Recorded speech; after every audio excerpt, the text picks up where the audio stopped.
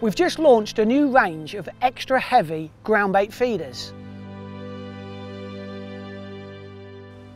There's 4 sizes available in these new feeders: a 60 gram, 70 gram, 80 gram and a whopping 90 gram. These new feeders being designed for faster flowing waters, we decided to go with a more robust plastic boom rather than the twisted power gun boom that we use with the standard groundbait feeders. This is obviously because the feeders are much heavier, so the feeder boom is under more stress on the cast and also the retrieve. We've come down to the River Trent at Burton Joyce to meet up with Tom Noton, who's going to talk you through these new feeders. When I was asked to demonstrate these new extra heavy groundbait feeders, I thought there was no better place to bring the cameras than Burton Joyce. The River Trent, especially this section of the River Trent, is my favourite venue. I know the venue very well, I know the pegs very well, and for that reason I've actually brought the cameras down to the Nelson field.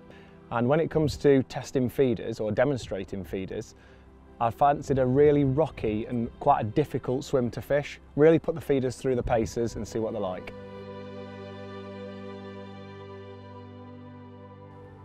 When fishing over rocks, you don't want your feeder to roll, so it's important to have a range of feeders with you, with different weights and different sizes to cover all eventualities whilst you're fishing.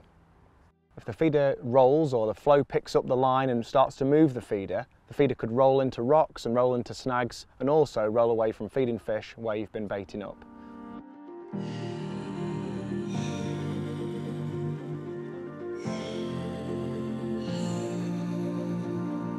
These new feeders incorporate quite a wide lead base. This aids stability on the bottom and stops the feeder moving away in the current. One of the most important things about these feeders is the rigid boom. It helps casting, it helps fish playing action, and it also helps on the retrieve. These new feeders incorporate a rigid camouflage frame, which blend into the bottom nicely and also helps prevent spooking the fish out of your peg. There are 4 sizes of feeder in the range. They're 60, 70, 80 and 90. The 60 and 80 are on a large frame. The 70 and 90 are on an extra large frame. These feeders are absolutely ideal when you come in to fish fast flowing venues like the River Trent. The solid frame means that the bait's taken all the way to the bottom and the feeder can empty on the bottom. We don't want particles coming out on the way down like you would with a cage feeder, especially when we're fishing on deep and fast flowing venues. So for today's short session, we've come down to the Nelson field to target some of the famous barbel.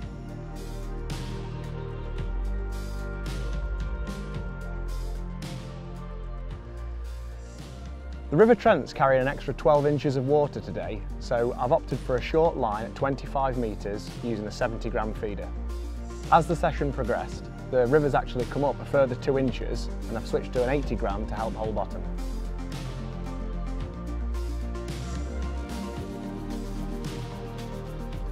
Loading these feeders is really easy. I find it best to select what particles you want to feed, scoop those through the middle of the feeder and then pack either end with ground bait.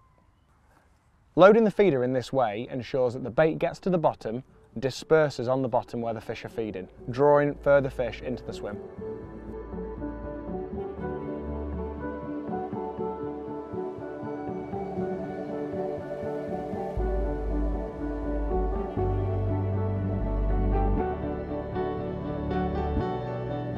The Trent barbel are incredibly wise fish, so to target them today I've had to bring a wide variety of bait: maggots, casters, hemp and pellets.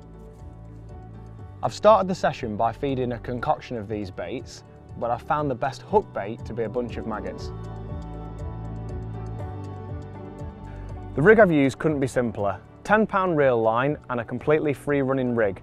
A snap swivel sliding down to a rubber bead, a short twizzle boom to attach the hook length to. The hook length I've used today is 0.23 Supplex down to a size 10 Super Spade.